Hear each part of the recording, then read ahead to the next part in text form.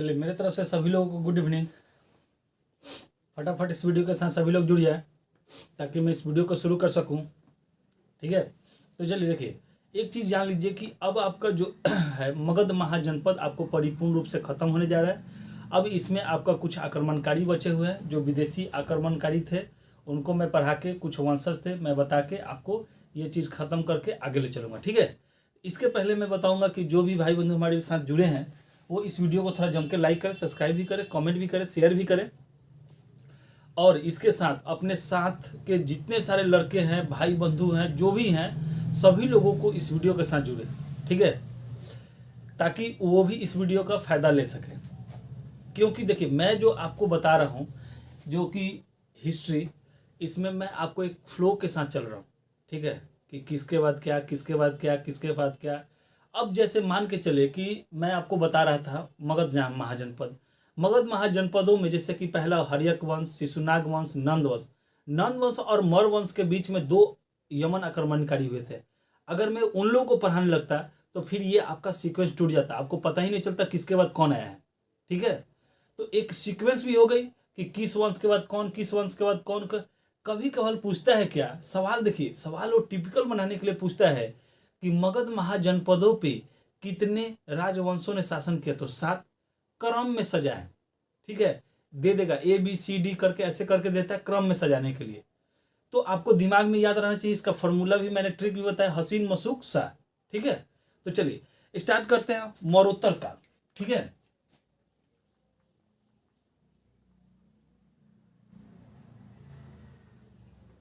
मौर्योत्तर काल देखिए, सबसे अच्छा चीज क्या है कि मौर्योत्तर काल के पतन जो हुआ, कहने का मतलब कि अब तो कोई वैसा शासक दिखाई नहीं दे रहा था कि जो कि शासन करे या उसको मतलब कि उससे मतलब ज़्यादा हो।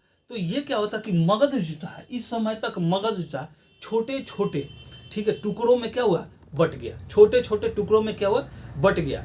और कोई भी ऐसा शासक, कोई भी ऐसा योग्य शासक नहीं रहा। ठीक है, सबसे बड़ी चीज़ क्या थी कि मगध महाजनपद जो था, मगध जो था छोटे छोटे टुकड़ों में बट गया और उस समय कोई भी योग्य शासक नहीं था, जिसके कारण विदेशी आक्रमणकारियों को भारत में आने का अवसर मिल गया। आपको पता होना चाहिए कि जैसे शक, ये विदेशी थे लेकिन जहाँ पे वो थे वहाँ पे मतलब कि उनकी ये मतलब कि नहीं हो पा रही थी। जैसे वो मतलब कि इस भारत में आते हैं तो देखते हैं कि मतलब कि यहाँ पानी की कोई कमी नहीं है, हर एक सब सुविधा भी है, तो या यहीं पे रहना पसंद कर दिए, क्योंकि वो जहाँ से आए थे वहाँ पानी की किल्लत थी। ठीक है, तो ये चीज़ हो गया। इसके बाद मुख्य रूप से इसमें 4 विदेशी आक्रमणकारियों को हम लोग देखते हैं। ठीक है, 4 विदेशी आक्रमणकारी, 4 विदेशी आक्रमणकारी। ठीक है, 4 आक्रमणकारी। पहला में आप देखेंगे, देखिए पहला में कौन सा है, इंडो ग्रीक। ठीक है, इंडो ग्रीक, जिसको हिंद यूनानी कहते हैं। जैसे आपने यूनानी शब्द देखा होगा, आपको महसूस हो गया होगा कि मैंने आपको यूनानियों के बारे में आपको बता दिया है। ठीक है, लेकिन यहां से थोड़ा सा रिकॉल कर लेंगे। दूसरा आपका शक, तीसरा आपका पहल,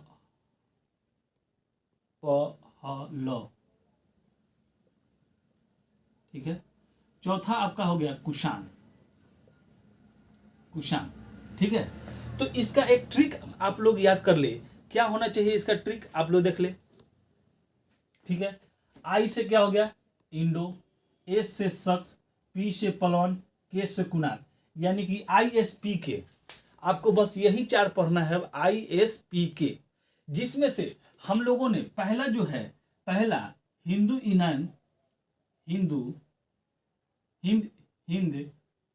यूनानी आपको मैं बता दे रहा हूं।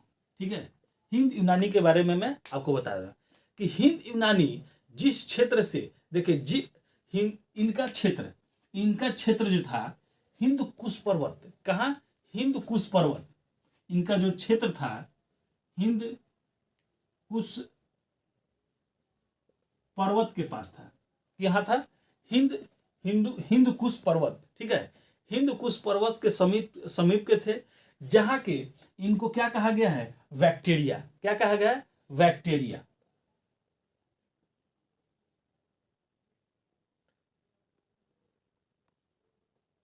क्या बोला गया है, बैक्टीरिया, जिसके अब आराम से समझ ले कि हिंदू कुश, ठीक है, हिंदू कुश पर्वत के पास से ही हिंद यूनानी आए थे। यूनानी आए थे, जब भारत में आके बस गए तो इनको हिंद कहा जाने लगा, ठीक है, अपने देश भारत के नाम पे, हिंदुस्तान के नाम पे हिंद, यूनानी इनको कहा गया ना। ये कहाँ से थे, हिंदू कुश पर्वत से आए थे, और वहां पे इनको बैक्टीरिया कहा जाता था, जिसे अतः इन्हें बैक्टीरिया शासक भी कहा गया है। क्या कहा गया है, बैक्टीरिया शासक भी कहा गया है। अब मैं ये चीज इतना लिखने के बाद अब मैं थोड़ा सा आपको रिकॉल टाइप के कर देता हूँ, आपको याद आ जाएगी कि जो पीछे वाले क्लास में मैंने आपको बताया भी है, ठीक है। हिंद यूनानी भारत में 2 चरणों में आए थे। कितने चरणों में, भारत में 2 चरणों में, 2 चरणों में ये भारत में आए थे, ठीक है, 2 चरणों में ये भारत में आए थे, समझ गए, आराम समझिए। पहला देखिए पहला चरण में डेमेटेरियस,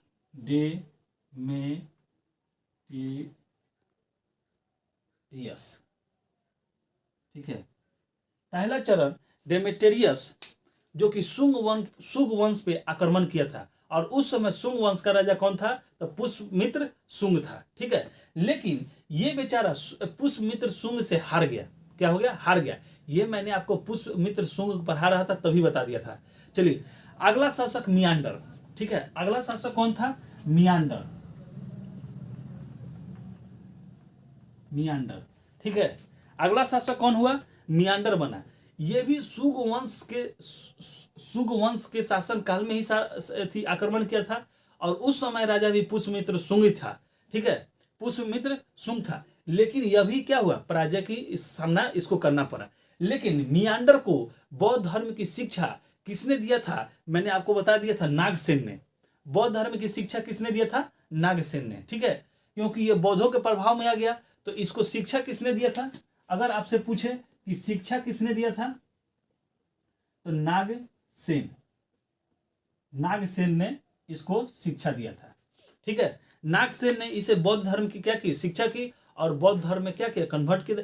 तो ऐसा पूछा जाता है कि वह प्रथम विदेशी आक्रमणकारी कौन था जो बौद्ध धर्म को अपना लिया था, तो मियांडर ही था। ये बात आप अपने दिमाग में रखेंगे, ठीक है। नागसेन एवं मियांडर की शिक्षा दीक्षा की कहानी, इसकी नागसेन की पुस्तक क्या था, मियांडर पन्हो में आपको मिला है। ये सब मैंने आपको बता दिया है, ठीक है। अब चलिए दूसरा चरण देखते हैं, ठीक है, इसका दूसरा चरण देखते हैं। प्रथम चरण देख लिए हम लोग, ठीक है, किस पुस्तक से मिलता है, मियांडर पन्हो, ठीक है, याद रखिएगा, ये सब सवाल पूछता है, ठीक है। तो आप अब दूसरा चरण में देखेंगे कि यूक्रेटाइडिस, दूसरा चरण, सेकंड चरण में यूक्रेटाइडिस,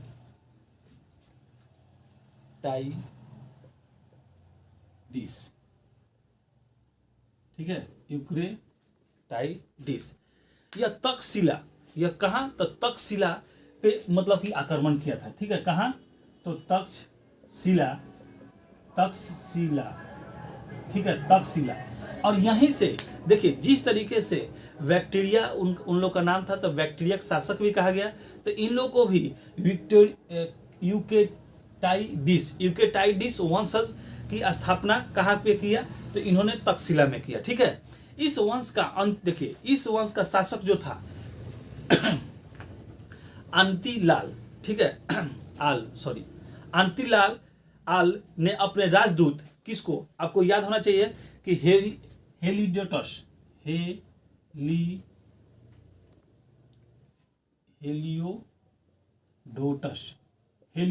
को, ठीक है, हेलियोडोटस को शुंग राज पुष्यमित्र शुंग के शुंग वंश के भागवत के शासन काल में भेजा था। हेलियोडोटस को किसके, भागवत शुंग वंश के कौन सा राजा थे, भागवत, ठीक है, इनके दरबार में राजदूत बनाकर भेजा था। ठीक है, इसके बाद हेरोडेटस ने कौन सा धर्म अपना लिया था, तो आपको भागवत धर्म को किसने अपना लिया था। भागवत धर्म में विष्णु भगवान की क्या होती थी, पूजा होती थी। ठीक है, ये सब मैंने आपको बता दिया था। ठीक है, अब ये देखिए दूसरे फर्स्ट और दूसरे चरण देख लिए।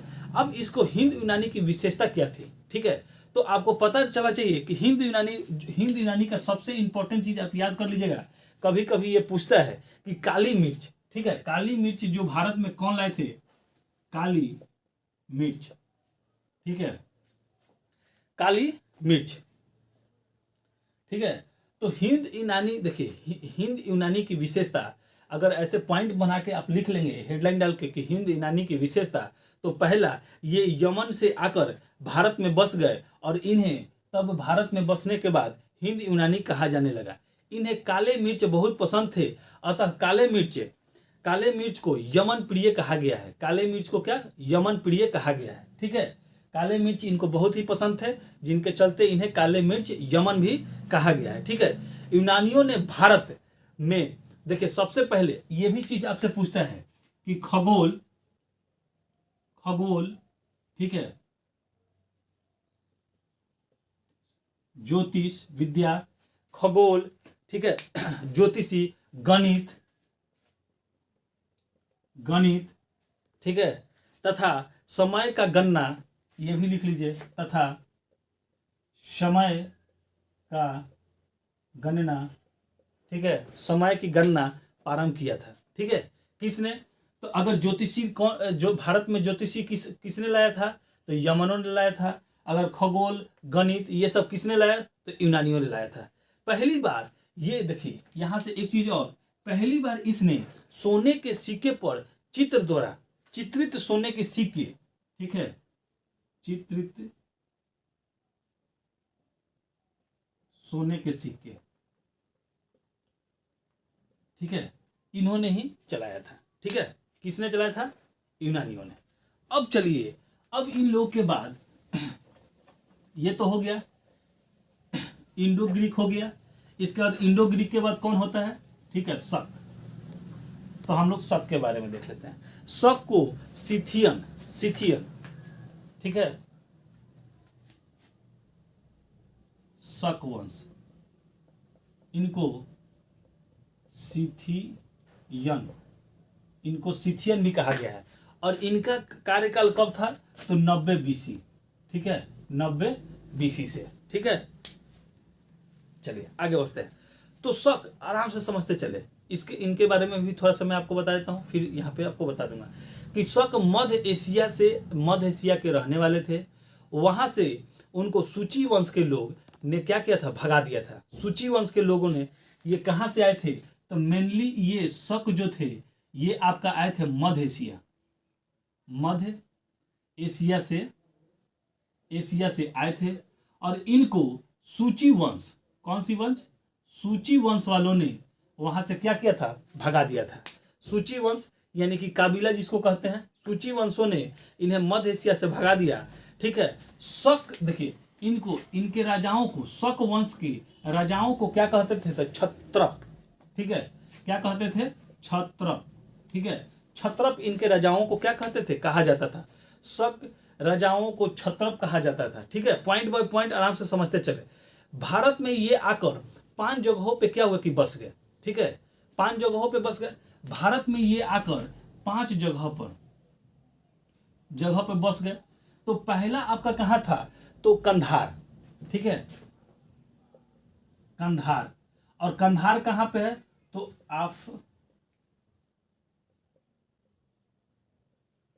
अफगानिस्तान। ठीक है, इसके बाद दूसरा तक्षशिला, ये कहाँ पे है, पाकिस्तान में। ठीक है, इसके बाद मथुरा, तो मथुरा कहाँ है, यूपी में। इसके बाद चौथा में उज्जैन कहाँ है, मध्य प्रदेश में। ठीक है, और 5वां आपका कहाँ पे है, नासिक, महाराष्ट्र में, नासिक। ठीक है, ये आपका महाराष्ट्र में। ठीक है, ये आपका महाराष्ट्र में। तो इस तरीके से पूछता है कि शक जो थे भारत में आकर कहाँ कहाँ बसे थे, ठीक है, या शकों का कहाँ कहाँ से मतलब शासन के बारे में पता चलता है। तो पहला कंधार, दूसरा तक्षशिला, तीसरा उज्जैन, चौथा मथुरा, पांचवा आपका नासिक, ठीक है। तो ये चीज हो गया। या आपको मैचिंग करने के लिए दे देता है कि कंधार मतलब कि शक जो आए थे वो कहाँ कहाँ बसे थे, तो ये आपका दे देगा और इसको जगह से क्या करेगा, मैच करने के लिए आपको बोल देता है, ठीक है। इसके बाद देखिए अब आराम से यहां से समझते चलेंगे, ठीक है, कि मथुरा के शासक रजुक, मथुरा के शासक रजुक को किसने, मालवा के शासक ने क्या किया था, हरा दिया था। कब हराया था, तो 57 बीसी में, ठीक है, 57 बीसी में। चलिए एक सेकंड रुकिए, इसको मिटा ही देते हैं यहां से आराम से हम लोग।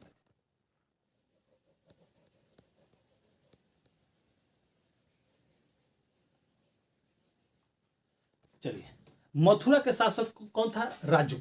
मथुरा के शासक राजुक था और उसने मालवा के राजा ने उसको क्या किया, हरा दिया। हराया कब था, तो 57 बीसी में, आपका किसमें 57 बीसी में हराकर इसने विक्रमादित्य की उपाधि धारण की। किसने, विक्रमादित्य।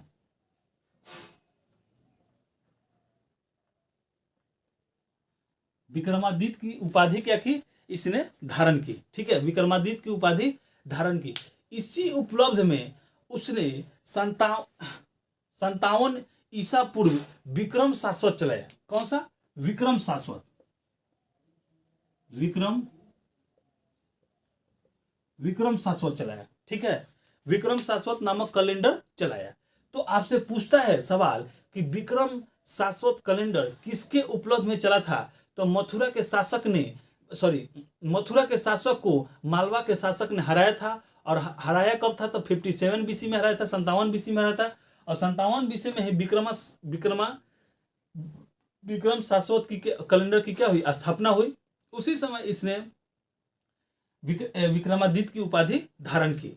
भारतीय संविधान जो है आज के समय, देखिए भारतीय संविधान का यह मूल कैलेंडर है, भारतीय संविधान का यह मूल कैलेंडर है। किंतु 1857 में शक शाश्वत को अपना लिया गया।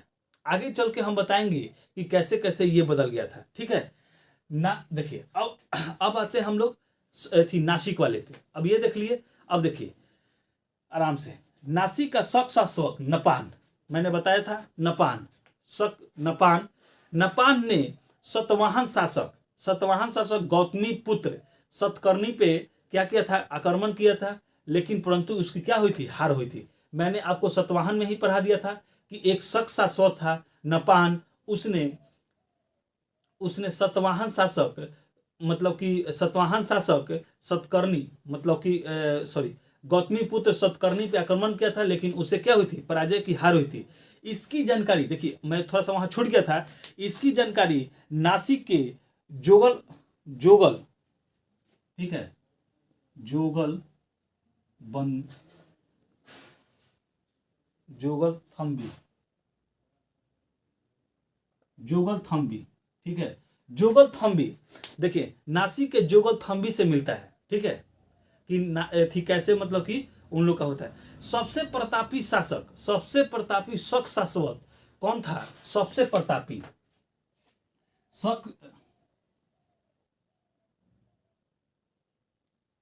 शासक, सबसे प्रतापी शासक जो था रुद्र दमन था।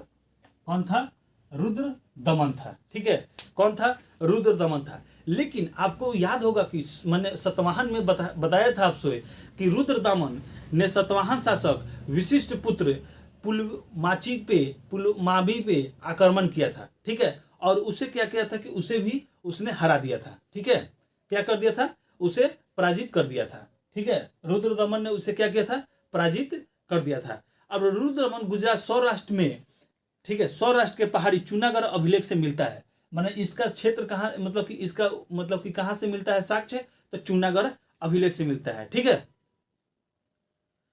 अब देखिए यहीं से रुद्र दमन, तो मैंने चंद्रगुप्त मौर्य में पढ़ाया था कि गुजरात में एक सुदर्शन झील था जिसको चंद्रगुप्त मौर्य ने अपने सरकारी खजाने से क्या किया था, बनाया था, ठीक है। लेकिन रुद्र दमन ने जब वहां शिलालेख मतलब कि पत्थर के टुकड़े पर लिखा हुआ था कि मैं चंद्रगुप्त मौर्य इस झील का निर्माण करवा रहा हूं, तो इसने उस पे मतलब कि उसका पूर्ण निर्माण करवाया था। सुदर्शन, देखिए यहाँ से रुद्र दमन में कि सुदर्शन झील, सुदर्शन झील का पूर्ण निर्माण करवाया था। तो ये सवाल पूछता है, देखिए कैसे कैसे सवाल पूछता है कि सुदर्शन झील का निर्माण किसने कराया? तो चंद्रगुप्त मौर्य ने करवाया। सुदर्शन झील का पूर्ण निर्माण किसने करवाया?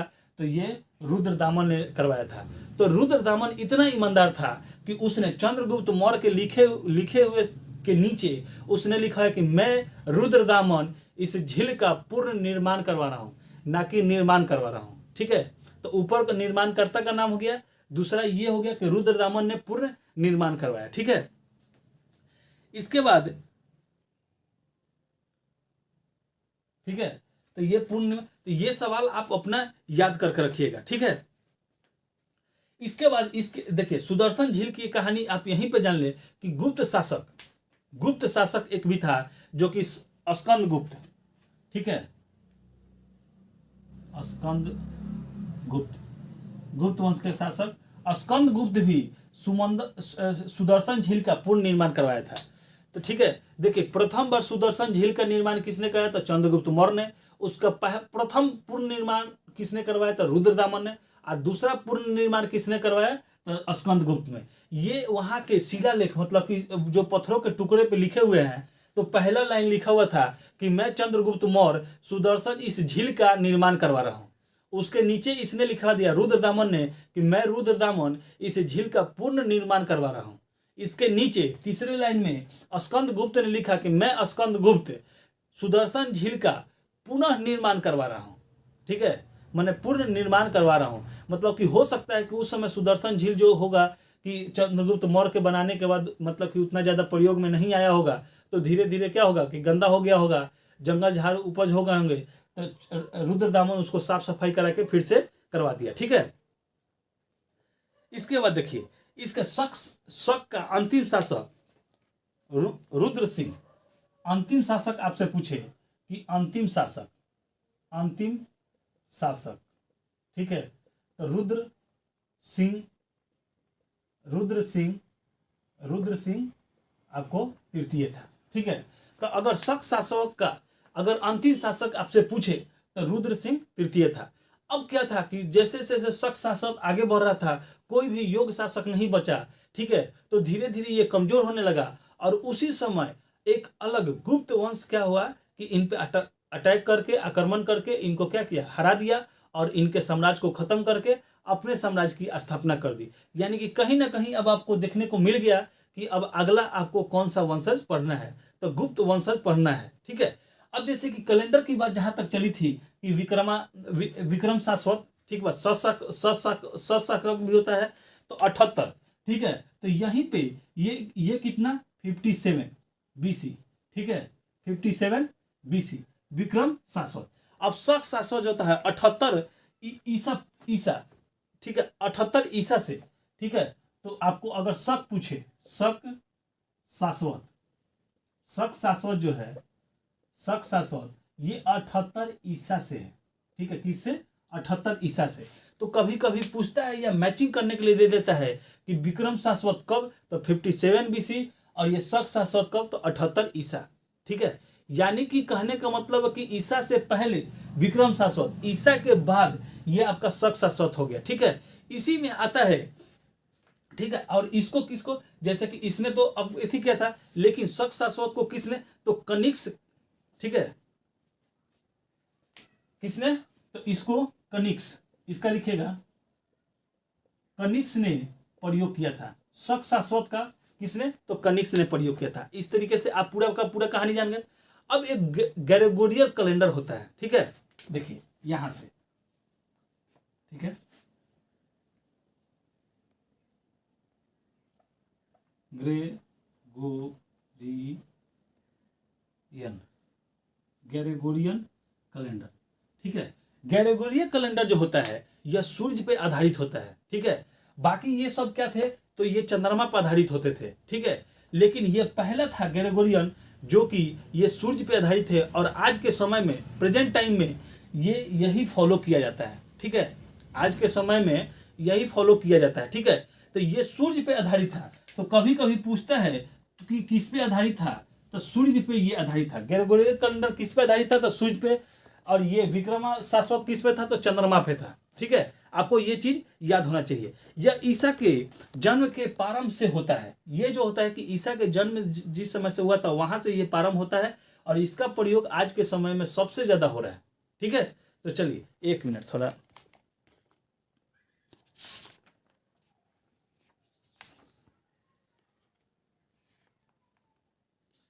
चलिए।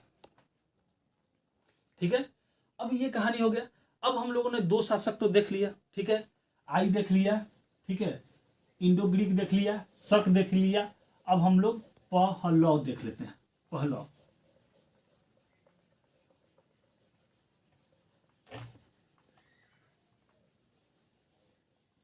ठीक है, पहलव में कुछ खास नहीं है। पहलव, ठीक है, पहलव वंश, इसमें कोई खास व्यक्ति नहीं है, चाहे कोई खास जानकारी नहीं है।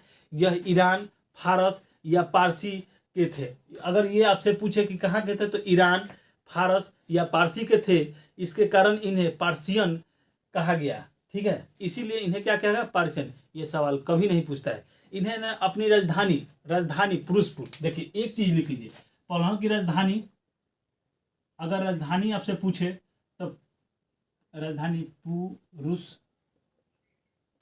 पुरुषपुर, यानी कि पेशावर में बना है। पुरुषपुर पेशावर में। ठीक है, कहाँ, पेशावर में बना है। इस वंश के संस्थापक अगर आपसे पूछ दे, यहां से लिख ले संस्थापक। ठीक है, तो आपसे अगर संस्थापक अगर पूछ ले, 1 मिनट रुकिए,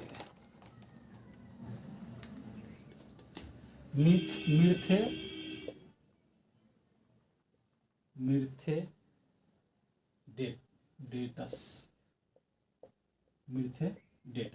ठीक है, मिर्थेडेटस था। ठीक है, इस वंश का योग शासक, अगर योग शासक तो कुछ नहीं, ऐसा कुछ नहीं है। ठीक है, इसने अपने योग शासक, संस्थापक या राजधानी आपसे इसमें पूछता है।